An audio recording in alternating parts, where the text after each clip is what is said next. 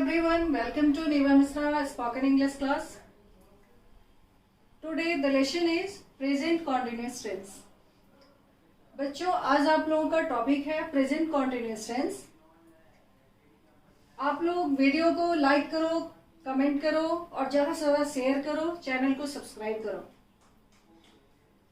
तो शुरू करते हैं प्रेजेंट कॉन्टिन्यूस टेंस।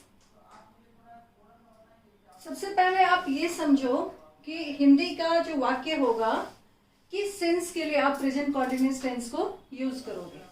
तो हिंदी के वाक्य में जहां पे रहा हूं, रहे हो, रहा है, रही है, रहे हैं लगा हुआ हो, ला एंड में हो हिंदी के वाक्य में, तो उसको प्रेजेंट कॉन्टिन्यूस टेंस में लिखा जाता है और बोला जाता है।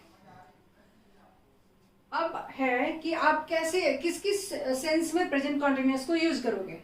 Wherever you are, suppose you are in the classroom, जैसे अभी आप पढ़ रहे हो तो आई एम टीचिंग यू, मैं पढ़ा रही हूं, तो उसको इंग्लिश में क्या लिखोगे। मैं बोलूंगी आई एम टीचिंग यू, तुम बोलोगे, आप लोग बोलोगे यू आर टीचिंग मी, मतलब कि आप लोगों को मैं पढ़ा रही हूं। यानी जो काम चल रहा है, कंटिन्यू है, अभी प्रेजेंट में कंटिन्यू है, चल रहा है, शुरू हो चुका है, चल रहा है अभी, तो उसको प्रेजेंट कॉन्टिन्यूस टेंस में लिखा जाता है। तो सबसे पहला पहचान आपको क्या करना है कि वर्ब का, काम का कंटिन्यूटी बताएगा। Continuity of the work, Hindi में इसको कहेंगे कि जो काम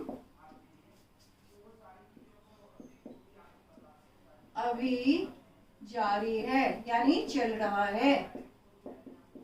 जैसे एग्जाम्पल में मैंने आपको बताया आई एम टीचिंग यू इंग्लिश। इसको हिंदी में क्या कहेंगे कि मैं तुम लोगों को इंग्लिश पढ़ा रही हूं। और आप अपने लिए क्या लिखोगे, वी आर, जो बहुत सारे, आप अपने लिए एक सिंगल के लिए लिखोगे आई एम लर्निंग इंग्लिश। क्या लिखोगे, I am learning English. Clear. बहुत सारे के लिए क्या लिखोगे, वी आर लर्निंग इंग्लिश। और भी बहुत सारा काम अभी कंटिन्यू है, जैसे द फैन इज मूविंग, पंखा चल रहा है, नाच रहा है। आई एम राइटिंग, आप लिख रहे हो। आई एम स्पीकिंग, मैं बोल रही हूँ। तो जो काम जारी है, जो चल रहा है अभी, उसको प्रेजेंट कॉन्टिन्यूस टेंस में लिखते हैं और बोलते हैं। तो ये एक पहला सेंस आपने सीखा इसके लिए। दूसरा है जैसे कंटिन्यूटी ऑफ द वर्क, एक पहचान किया आपने कि जो काम अभी जारी है। दूसरा पहचान है इसका, वो है कि जो फ्यूचर प्लानिंग होती है, फ्यूचर प्लानिंग के लिए, फ्यूचर प्लान के लिए आप क्या यूज करते हो, कॉन्टिन्यूस टेंस को यूज करते हो। तो कॉन्टिन्यूस, इसका क्या एग्जांपल होगा, जैसे आप सोच रहे हो कि मैं अगले सप्ताह मुंबई जाऊं, तो उसको क्या लिखोगे, वो भी कॉन्टिन्यूस में ही लिखा जाएगा और बोला जाएगा I am going to Mumbai next week. Clear. एक तो कॉन्टिन्यूस टेंस आप यूज करोगे, जो काम चल रहा है, जो आप कर रहे हो, हम कर रहे हैं, जो भी चल रहा है। और दूसरा कहाँ पे यूज करना है, जो आपका फ्यूचर प्लानिंग है। जैसे कहोगे कि you are going to see the Taj next month. तो इसको भी कॉन्टिन्यूस टेंस में लिखा आपने, क्योंकि ये फ्यूचर प्लानिंग है। तो दो कंडीशंस अभी हमने आपको एक्सप्लेन किया है। पहला कि जो काम जारी है, जो चल रहा है, जो आप कर रहे हो, मैं कर रही हूँ, कोई और कर रहा है, जो व्हाट इज हैपनिंग, भी हो रहा है, उसको कॉन्टिन्यूस, प्रेजेंट कॉन्टिन्यूस टेंस में लिखते और बोलते हैं। और दूसरा क्या समझा आपने कि जो फ्यूचर प्लानिंग है आपकी, जो फ्यूचर प्लानिंग होगी, उसको आप कॉन्टिन्यूस टेंस में ही लिखोगे और बोलोगे। जैसे I am going to Mumbai next week, I am going to teach you English, मैं आपको पढ़ाने जा रही हूँ, अभी पढ़ा रही हूँ, तो I am teaching you English. और I am going to teach you English next month also, कि मैं अगले महीने भी आपको पढ़ाऊंगी, तो वहां भी कॉन्टिन्यूअस टेंस का ही यूज होगा। क्लियर बच्चों? नाउ लेट्स सी कि आप कौन से सब्जेक्ट के साथ क्या यूज करोगे आप। तो जब आप आई यूज करते हो तो आई के साथ ऑक्सिलरी वर्ब जो है एम आएगा कॉन्टिन्यूअस टेंस में। उसके बाद V1, जैसे I am teaching you English, तो इसका स्ट्रक्चर क्या हुआ, आई के साथ एम यूज किया आपने, उसके बाद ये V1 है प्लस ING है। तो प्रेजेंट कॉन्टिन्यूअस का आई अगर सब्जेक्ट है तो उसका स्ट्रक्चर क्या होगा, I plus am then V1 plus ING। Clear? I am teaching you English, तो ये आई हो गया। नेक्स्ट, अगर सब्जेक्ट आपका हो ही, सी, इट और वन नेम, एक नाम के लिए आप यूज कर रहे हो, तो इसका क्या स्ट्रक्चर होगा, ये सब्जेक्ट हो गया और प्लस ऑक्सिलरी वर्ब आएगा, क्या आएगा, इज आएगा। ये सारे सब्जेक्ट के साथ ही, सी, इट और एक नाम के साथ इज यूज होगा और plus V1 plus ING। Now write one sentence, he से ये बनाओ आप, he is singing a song. तो क्या यूज किया आपने, सब्जेक्ट ही है, उसके साथ आपने ऑक्सिलरी वर्ब इज यूज किया, देन सिंग वर्ब V1 है और उसमें ING लगा हुआ है, ए सॉन्ग। क्लियर? सी के साथ भी ऐसे ही बनाएंगे, इट के साथ भी, और एक नाम, Ram, Gita, Sita, Radha, the teacher, the doctor, whatever, the dog, the cat, whatever, उसके काम के कंटिन्यूटी के बारे में बताएंगे। तो ही, सी, इट और वन नेम के साथ ऑक्सिलरी वर्ब इज आएगा, उसके बाद कॉन्टिन्यूअस टेंस है तो V1 plus ING, then whatever आपको सेंटेंस में पुट करने हैं। नेक्स्ट, अगर सब्जेक्ट, ये सीख लिया आपने, आई सब्जेक्ट है तो ऑक्सिलरी वर्ब एम आएगा, और आगे क्या देखा आपने कि सब्जेक्ट के साथ यहाँ आपको ऑक्सिलरी वर्ब भी लगाना है, सहायक क्रिया इसको हिंदी में कहते हैं। तो आई के साथ कॉन्टिन्यूअस टेंस में एम यूज किया आपने, ही, सी, इट, वन नेम के साथ इज यूज किया आपने, और आई के साथ भी V1 के साथ ING यूज हुआ, और ही, सी, इट, वन नेम के साथ भी V1 के साथ ING यूज हुआ। क्लियर? नाउ सी कि अगर सब्जेक्ट यू, वी, दे और प्लूरल हो, यानी boys, girls, dogs, cats, whatever, इसको प्लूरल सब्जेक्ट्स आप लिख सकते हो। तो इसके साथ कौन सा ऑक्सिलरी वर्ब यूज होगा, आर, फिर स्ट्रक्चर वही V1 प्लस ING। क्लियर बच्चों?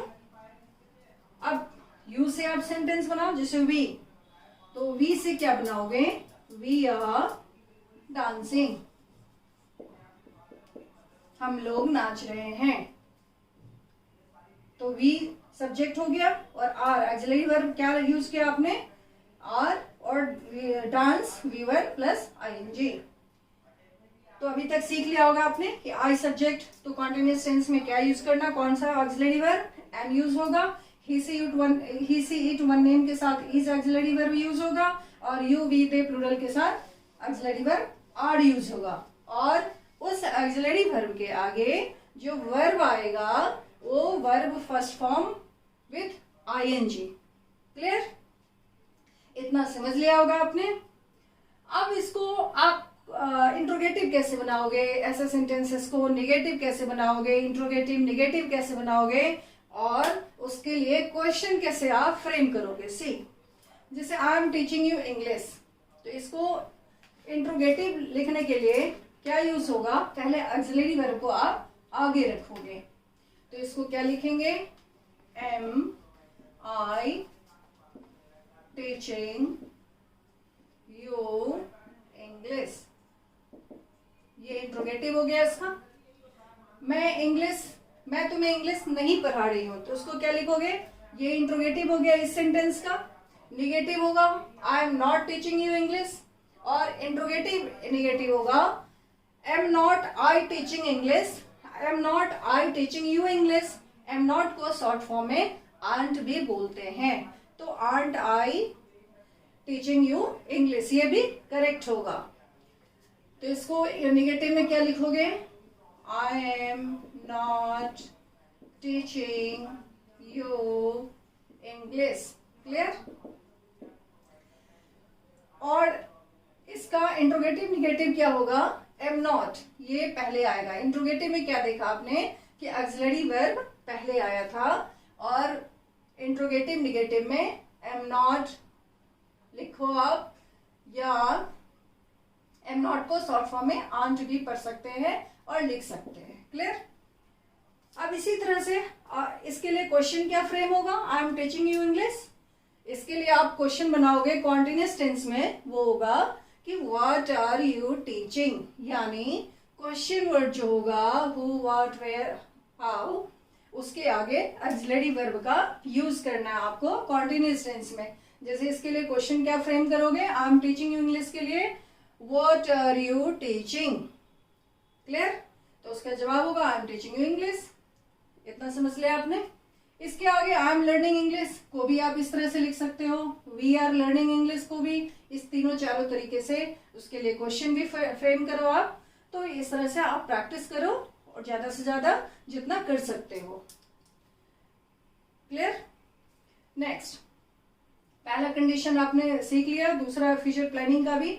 यहाँ भी यानी कॉन्टिन्यूअस टेंस जो होगा, कॉन्टिन्यूअस टेंस का जो सेंटेंस होगा उसको क्वेश्चन बनाने के लिए ऑक्सिलरी वर्ब को पहले डालते हैं, पहले शुरू करते लिखते हैं, बोलते हैं, और फिर उसके आगे जैसे I am going to Mumbai next month, तो इसको क्या क्वेश्चन बनाओगे? इंट्रोगेटिव में क्या लिखोगे?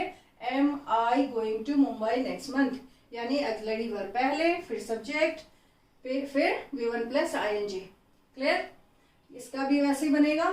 तो अभी तक आपने सीखा होगा कि किस सेंस के लिए कॉन्टिन्यूअस टेंस आप यूज करोगे बोलने के लिए, लिखने के लिए, और उसको इंट्रोगेटिव कैसे बोलोगे लिखोगे, निगेटिव में कैसे बोलोगे लिखोगे, उसके लिए क्वेश्चन कैसे बनाओगे। क्लियर? यहां मैंने कुछ सेंटेंसेस लिखा है, आप उसको प्रैक्टिस करो। मैं किताब पढ़ रही हूं, तो ये काम चल रहा है अभी, तो इसको क्या लिखोगे आप? I am reading a book. Clear? और क्या मैं किताब पढ़ रही हूं को क्या बोलोगे? Am I reading a book. तो क्या किया आपने? ऑक्सिलरी वर्ब को आगे डाला, am I reading a book. Clear? मैं किताब नहीं पढ़ रही हूं, I am not reading a book. Clear? Next, what are you reading? इसका क्या अर्थ हुआ कि तुम क्या पढ़ रहे हो। तो इसका स्ट्रक्चर क्या हुआ? what, आगे ऑक्सिलरी वर्ब, देन सब्जेक्ट, फिर V1 प्लस ING। क्लियर? तो इस तरह से आप जितने भी सेंटेंसेस कॉन्टिन्यूअस में देखे, whatever you are doing this time, मैं जो कर रही हूँ, आप कर रहे हो, कोई और कर रहा है कोई काम, तो उसको आप इस तरह से लिखो, बोलो, और ज्यादा से ज्यादा सेंटेंसेस सोचो, लिखो, बोलो, सभी कुछ। नेक्स्ट, तुम कहानी लिख रहे हो, इसको इंग्लिश में क्या लिखोगे? You are writing a story. Clear? अब इसका क्वेश्चन आप बनाओ, इंट्रोगेटिव में क्या बोलोगे लिखोगे इसको? Are you writing a story? तुम कहानी नहीं लिख रहे हो, निगेटिव में क्या लिखोगे? You are not writing a story। Clear? Interrogative negative क्या होगा? क्या तुम कहानी नहीं लिख रहे हो, उसको क्या बोलेंगे? Aren't you, या are you not, are you not writing, you are not writing, यहाँ क्वेश्चन मार्क नहीं, फुल स्टॉप आएगा। are you not writing a story, इसको शॉर्ट फॉर्म में लिखोगे aren't you writing a story। इसको क्या लिखोगे? aren't you writing story. Clear. Next, मैं घंटी बजा रहा हूं, इसको इंग्लिश में क्या कहोगे? I am ringing the bell. इसको फिर आप लिखो, am I ringing the bell, I am not ringing the bell, amn't I ringing the bell यानी aren't I ringing the bell, ये भी लिख सकते हो। व्हाट आर यू रिंगिंग, इसके लिए क्वेश्चन क्या होगा? What are you ringing. Clear. Next, वे क्या कर रहे हैं, तो यहाँ पे क्या होगा? What are they doing. वे क्या कर रहे हैं, तो व्हाट पहले लिखा आपने, देन ऑक्सिलरी वर्ब, फिर सब्जेक्ट, फिर V1 प्लस ING। क्लियर। ये क्वेश्चन पुट करना हुआ और ये इस सेंटेंस का इंट्रोगेटिव फॉर्म है, तो दोनों में अंतर है जो आप समझ लो। व्हाट आर दे डूइंग, वे क्या कर रहे हैं, क्वेश्चन पूछा जा रहा है, और ये इसी सेंटेंस को you are writing a book को इंट्रोगेटिव में बोला जा रहा है और लिखा जा रहा है। क्लियर। वह कहाँ जा रहे हैं, वेयर, फिर इसके आगे क्या आएगा? Auxiliary verb, where is he going, where is he going, वह कहाँ जा रहे हैं। तुम इसे कैसे कर रहे हो, how are you doing it. फिर देखो, हाउ यानी व्हाट, हाउ, वेयर, कोई भी क्वेश्चन वर्ड होगा उसके आगे क्वेश्चन पुट करने के लिए ऑक्सिलरी वर्ब का यूज करना है, then subject, then V1 plus ING। तो इस तरह के सेंटेंसेस को आप मोर एंड मोर प्रैक्टिस करो, तभी आप परफेक्ट होगे, कॉन्फिडेंटली इंग्लिश बोलोगे और करेक्ट इंग्लिश लिखोगे। इसके आगे फिर मैं प्रेजेंट कॉन्टिन्यूअस टेंस को ही अगले क्लास में और प्रैक्टिस करवाऊंगी, रिवीजन करवाऊंगी। थैंक्स।